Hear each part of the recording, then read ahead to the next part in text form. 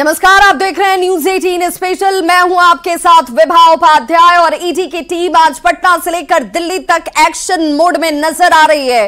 पटना में जमीन के बदले नौकरी के मामले में ईडी दफ्तर में लालू प्रसाद से पूछताछ शुरू हो चुकी है और आज ईडी दफ्तर जब लालू प्रसाद पहुंचे तो कार्यकर्ताओं ने जमकर नारेबाजी की। सूत्र ये जानकारी दे रहे हैं कि लालू प्रसाद से ईडी 4 से 5 घंटे तक पूछताछ कर सकती है, जिसमें ईडी की टीम ने तकरीबन 50 सवालों के जवाब लालू प्रसाद से लेने हैं। लालू प्रसाद के साथ उनके दामाद और बेटी मीसा भारती भी ईडी दफ्तर साथ गए। वहीं दिल्ली में झारखंड के मुख्यमंत्री हेमंत सोरेन की तलाश में केंद्रीय जांच एजेंसी ईडी की टीम जो है वो इस वक्त जुटी हुई है। ईडी की टीम दिल्ली के शांति निकेतन में सीएम हेमंत सोरेन के आवास पर पहुंची और मकसद था कि जमीन घोटाले से जुड़े हुए मामले में पूछताछ की जा सके, लेकिन दिल्ली आवास में सीएम हेमंत सोरेन नहीं मिले हैं।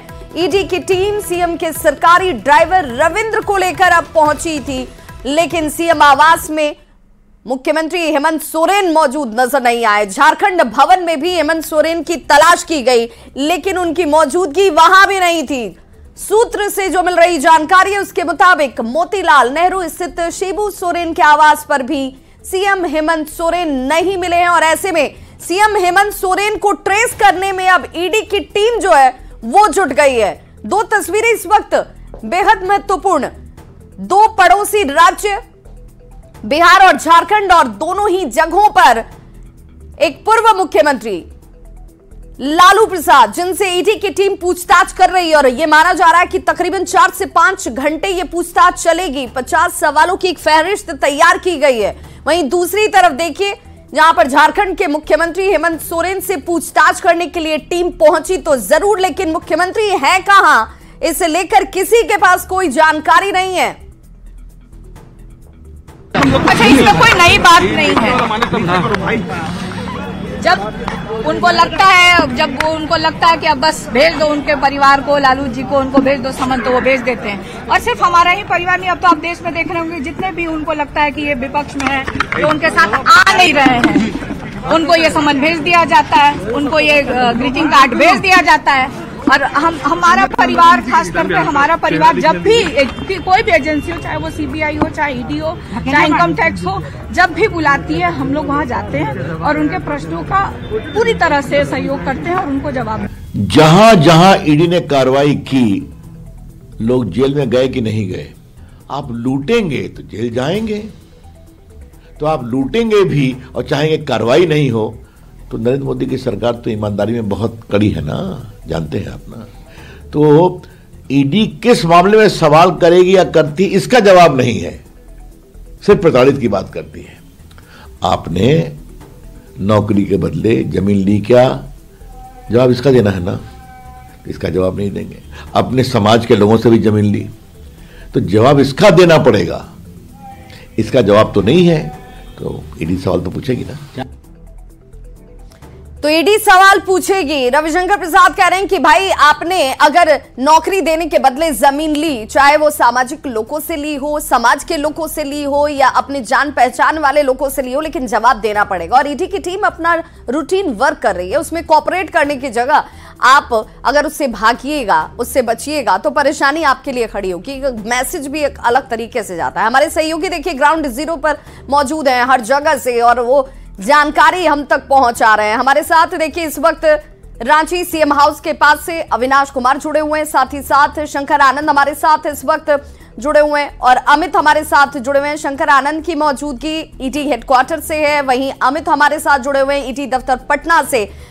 और इस बीच बड़ी खबर, सबसे पहले अपने दर्शकों को बता दें, पटना से बड़ी खबर, नीतीश कैबिनेट की बैठक जो चल रही थी वो बैठक खत्म हो चुकी है और बैठक में कुल 4 एजेंडे पर मोहर लगी। अब ये एजेंडे क्या है वो भी हम आपको जानकारी दे दें। 5 फरवरी से बजट सत्र जो पहले की सरकार में तय किया गया था वो सत्र नहीं होगा। बजट सत्र की तारीख अब आगे बढ़ा दी गई है, यानी कि 5 फरवरी को जो बजट सत्र पहले से घोषित था वो नहीं होने वाला है। नीतीश कैबिनेट की बैठक खत्म हो चुकी है। 4 एजेंडों पर इस बैठक में मोहर लगाई गई। इसमें जो सबसे महत्वपूर्ण बात बजट सत्र को लेकर जानकारी सामने आ रही है कि 5 फरवरी से बजट सत्र नहीं शुरू होने वाला है। इसके तारीख को फिलहाल के लिए आगे बढ़ा दिया गया है। तारीख की जानकारी इस वक्त सामने नहीं है कि आखिर वो तारीख कौन सी होगी जब बजट सत्र आहूत किया जाएगा। उस वक्त बजट सत्र में सभी शामिल होते नजर आएंगे। लेकिन ये बड़ी जानकारी कि इस वक्त कुल 4 एजेंडों पर नीतीश कैबिनेट में, इस नई सरकार में, एनडीए की सरकार में जब बजट सत्र को लेकर जानकारी है, वो फिलहाल यही आती हुई कि तारीख का ऐलान किया जाएगा, वो भी बाद में। तो अब ये बैठक खत्म हो चुकी है। बजट सत्र से पहले नीतीश की तरफ से ये महत्वपूर्ण बैठक बुलाई गई और इस बैठक को लेकर अब ये बात सामने आती हुई कि वर्तमान राजनीतिक परिस्थितियां जो हैं उस पर चर्चा जो है वो इस बैठक में जरूर की गई होंगी। साथ ही साथ ये भी माना जा रहा है कि जिन 4 एजेंडों पर मुहर लगाई गई है उन एजेंडों की गंभीरता को समझते हुए फिलहाल ये फैसला इस वक्त लिया गया है।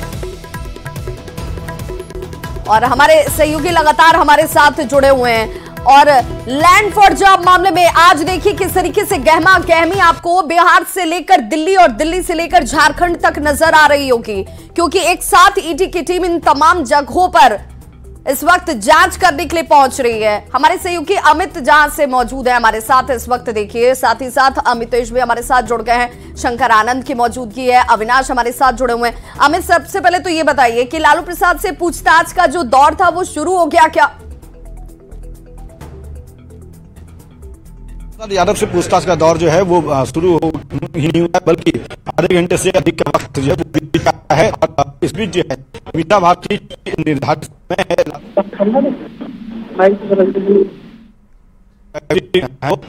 लालू प्रसाद यादव को मीसा भारती ने ईडी कार्यालय जाकर के दवा खिलाया है और बाकी जो चीजें हैं वो उन्हें उपलब्ध करा करके बाहर आई हैं। और यहाँ अभी बैठी हुई है, सामने में दादी जी मंदिर है, वहाँ पे वो अपने विधायकों के साथ, समर्थकों के साथ बैठी हुई है। और लालू प्रसाद यहाँ देखिए, यहाँ पे शक्ति यादव भी हैं और शक्ति यादव जो है वो भी मीडिया से बात कर रहे हैं। तो हम शक्ति सिंह यादव से जो है बात करने की कोशिश करते हैं, जानने की कोशिश करते हैं कि क्या पूछताछ हो रही है उसको लोग किस रूप से ले रहे हैं। तो हम बात करते हैं। शक्ति जी, लालू जी से जो पूछताछ हो रही है क्या कहेंगे? लालू जी से जो पूछताछ हो रही है क्या कहेंगे?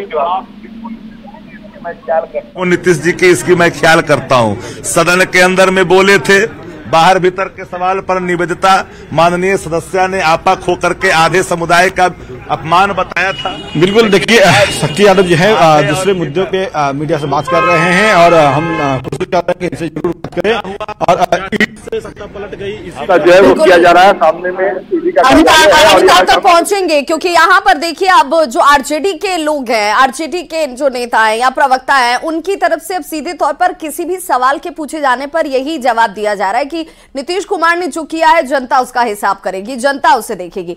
हमारे साथ सहयोगी अविनाश भी जुड़े हुए हैं और शंकर आनंद के साथ साथ अमितेश की भी मौजूदगी है। अमितेश, जरा ये बताइए कि क्या पता चल पाया कि मुख्यमंत्री हेमंत सोरेन आखिर हैं तो कहां हैं?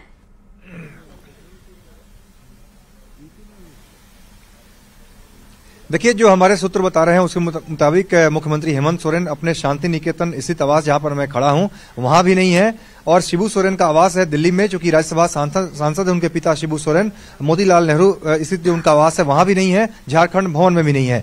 तो हेमंत सोरेन कहां है इसको लेकर जरूर सस्पेंस बना हुआ है। लेकिन हेमंत सोरेन का जो शांति निकेतन स्थित निजी आवास है, जहां पर सीएम बनने के बाद यहीं पर आते थे, यहीं पर रुकते थे, तो यहां पर उनकी मौजूदगी तो नहीं है। इसको लेकर के कोई जो सूत्र बता रहे हैं यहां पर मौजूद नहीं है, लेकिन ईडी की टीम जरूर मौजूद है। सुबह 7 बजे से ही ईडी की टीम यहां पर आई है, तमाम कागजात खंगाल रही है और उनके निजी ड्राइवर रविंद्र को यहां पर ईडी की टीम लेकर के आई झारखंड भवन से, उसको अंदर लेकर गई है और रविंद्र से भी पूछताछ हो रही है।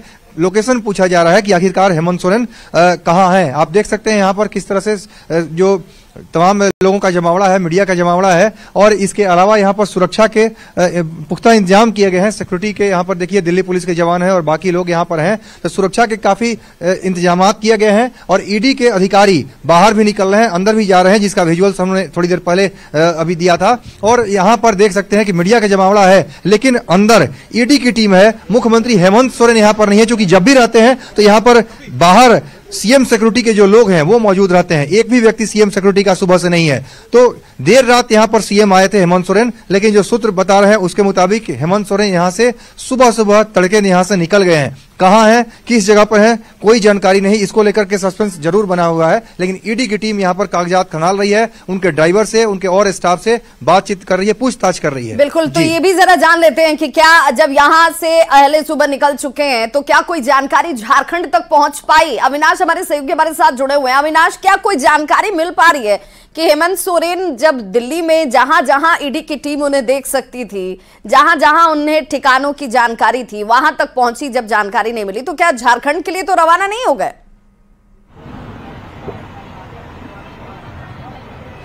देखिए, यहाँ के भी जो नेता हैं, खासकर हम जेएमएम के नेताओं की बात करें या सत्ताधारी दल के विधायकों की भी बात करें, तो उन तक भी ये सूचना अभी तक नहीं पहुंच पाई है कि आखिर मुख्यमंत्री हेमंत सोरेन दिल्ली गए हैं, और दिल्ली में अगर वो नहीं है, जहां पर ईडी के अधिकारी मौजूद हैं, तो कहां हैं। लेकिन इस बीच एक अपडेट जरूर है, और बड़ा एक अपडेट है कि जितने भी सत्ताधारी दल के विधायक हैं, चाहे वो जेएमएम के विधायकों की बात करें, कांग्रेस के विधायकों की बात करें, आरजेडी और माले के विधायक की बात करें, सभी लोगों को रांची पहुंचने का निर्देश जारी कर दिया गया है, और ज्यादातर विधायक अपने क्षेत्र से रांची के लिए रवाना भी हो चुके हैं। जो पुलिस के अधिकारी हैं, और अगर हम सुरक्षा के लिहाज से भी अगर हम बात कर लें, तो जैसे ही ये सूचना दिल्ली से चली, सूचना के बाद जो मुख्यमंत्री आवास के बाहर की जो तस्वीर है वो हम आपको दिखाना चाहेंगे। और यहाँ लगातार जो सुरक्षा घेरा, देखिए अभी जो तस्वीर आप देख पा रहे हैं, डीसी यहां से गुजर रहे हैं, डीसी के गाड़ी का काफिला है, एसएसपी यहां से जा रहे हैं, और लगातार जो अधिकारी हैं वो इसी एरिया में, मतलब जो मुख्यमंत्री आवास है, रांची के काके स्थित जो मुख्यमंत्री का आवास है, इसी रोड के इर्द गिर्द लगातार गश्ती की जा रही है। ये क्यों की जा रही है ये भी हम आपको बता दें कि आपको पता है कि कल भी हमने दिखाया था कि मोरहाबादी मैदान से जेएमएम के 5 जिलों से आए हुए कार्यकर्ता और नेता आक्रोश मार्च करते हुए, ईडी के खिलाफ नारेबाजी करते हुए राजभवन तक पहुंचे थे। आज भी 4 जिलों से ये कार्यकर्ता पहुंच रहे हैं, जो गढ़वा के भी हैं, जो यहाँ के खूंटी के हैं, सिमडेगा के, ये तमाम जो जिले हैं यहाँ से लोग पहुंच रहे हैं। और जेएमएम के नेता ये भी कह रहे हैं कि हमने तो 4 जिलों के हिसाब से, चूंकि 31 तक ये कार्यक्रम होना है, तो हमने जो तय किया था उससे ज्यादा भी लोग और पार्टी के कार्यकर्ता और नेता यहां पहुंच सकते हैं, क्योंकि अब जैसे जैसे सूचना लोगों तक पहुंच रही है, वैसे वैसे लोग फोन कर रहे हैं और खुद ही आना चाहते हैं। तो इससे अविनाश नहीं लगता है कि फिर लॉ एंड ऑर्डर को लेकर एक बड़े चैलेंज जो है वो सामने आ जाएंगे? उसे व्यवस्थित करना, इतनी तादाद में जो कार्यकर्ता है उनकी अगर मौजूदगी होगी, तो वैसी परिस्थितियों में सुरक्षा बलों को लेकर तैनाती, पुलिस के अधिकारियों की तैनाती, इन तमाम मूवमेंट्स पर नजर, ये अपने आप एक चैलेंजिंग हो जाता है।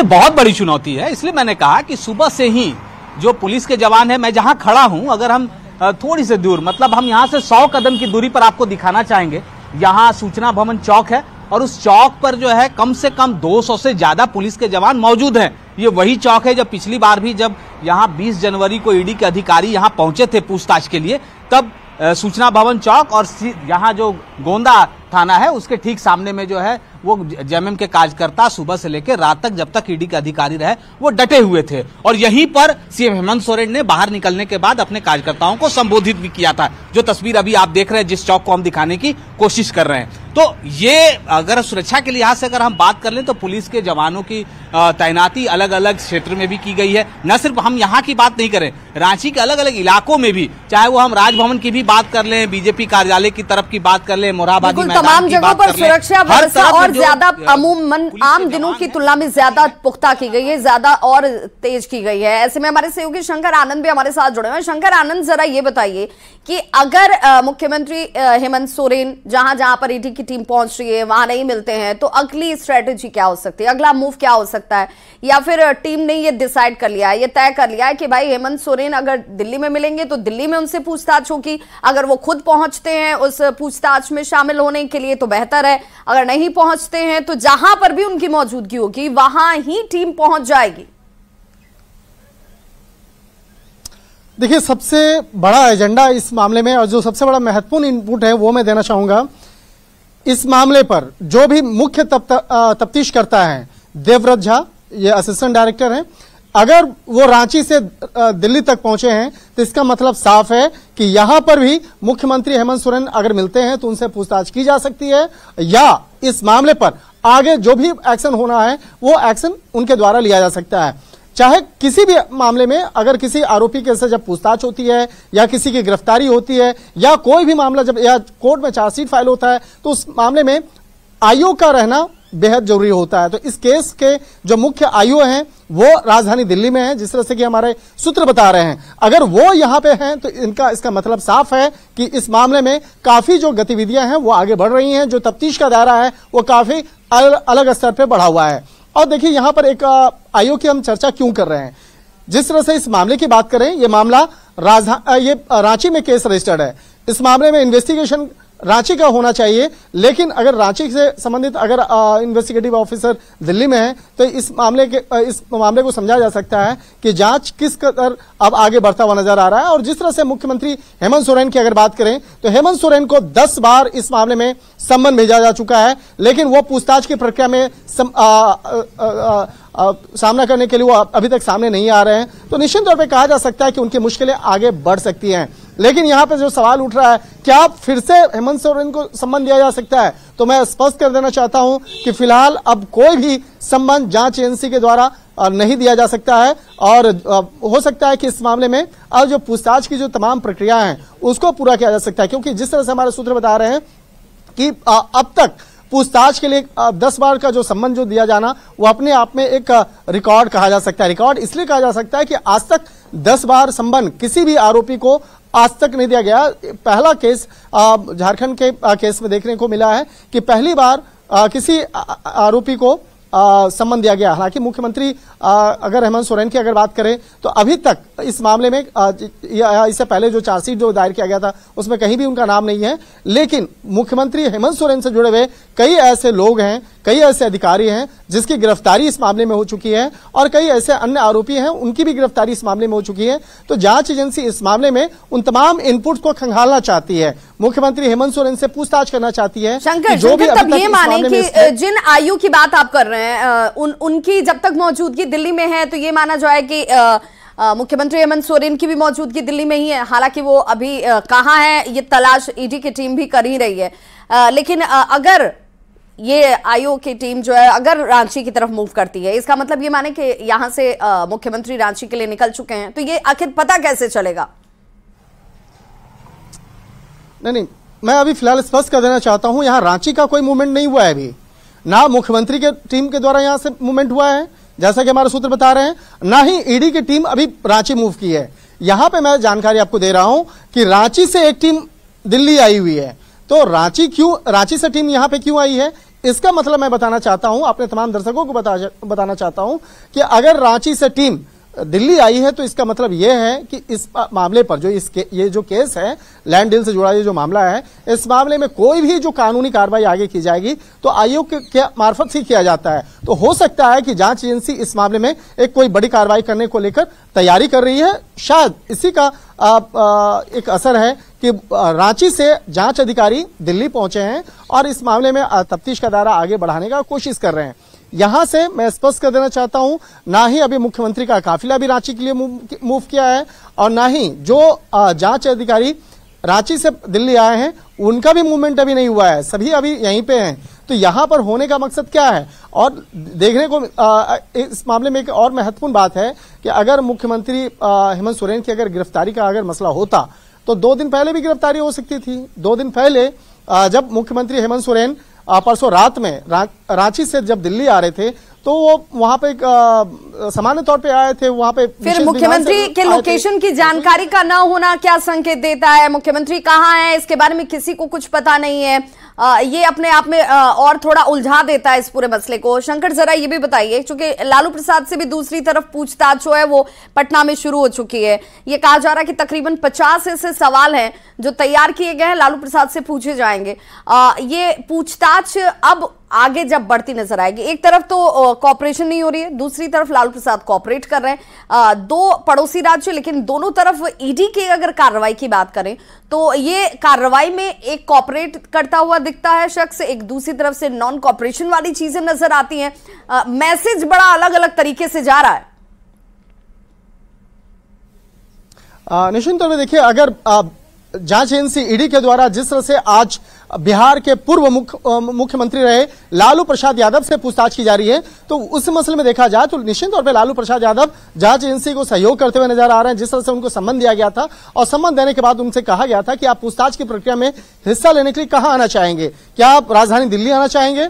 हालांकि ये केस जो रजिस्टर्ड है वो दिल्ली में रजिस्टर्ड है, तो जो जांच प्रक्रिया की अगर बात करें तो केस जहां रजिस्टर्ड होता है वो आरोपियों को वहीं पे पूछताछ के लिए आना होता है। तो जमीन के बदले नौकरी देने का जो मामला है वो राजधानी दिल्ली से जो ईडी मुख्यालय है वो केस यहां रजिस्टर्ड है, तो कायदे से लालू प्रसाद यादव को पूछताछ की प्रक्रिया में हिस्सा लेने के लिए यहां आना चाहिए। लेकिन लालू प्रसाद यादव अपनी तबीयत का हवाला उन्होंने दिया और उन्होंने कहा कि उनके स्वास्थ्य सही नहीं है और फिलहाल वो पटना में है, तो अगर जांच एजेंसी चाहे तो आकर के वहां पूछताछ कर सके। तो इस मामले में लालू जांच एजेंसी ने भी इस मामले में सहयोग करते हुए जांच एजेंसी की टीम आज सुबह में ये नरमी जो है ये जांच एजेंसी की टीम की तरफ से भी लालू प्रसाद की सेहत को ध्यान में रखते हुए की जा रही है और इसी वजह से देखिए इस वक्त और मीसा भारती आपको नजर आ रही होंगी।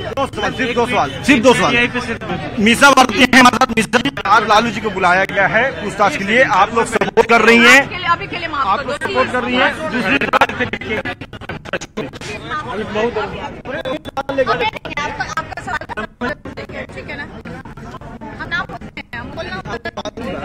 तो लालू प्रसाद की बेटी मीसा भारती जो हमेशा अपने पिता के साथ मौजूद होती हैं, इस वक्त भी जब अंदर में ईडी दफ्तर में लालू प्रसाद मौजूद हैं, उनसे पूछताछ का ये क्रम चलता हुआ आधे घंटे से ज्यादा का वक्त हो चुका है जब उनसे पूछताछ हो रही है। लालू प्रसाद की बेटी मीसा भारती ठीक उसी दफ्तर के बाहर मौजूद हैं। इस बड़ी खबर पर लगातार हमारी नजर बनी हुई और ग्राउंड जीरो से हमारे तमाम सहयोगी हमारे साथ जुड़ रहे हैं। आप सभी का बहुत बहुत शुक्रिया हमारे साथ जुड़ने के लिए। तो न्यूज़ 18 बिहार झारखंड पर खबरों का सिलसिला लगातार जारी है, आप बने रहिए हमारे साथ।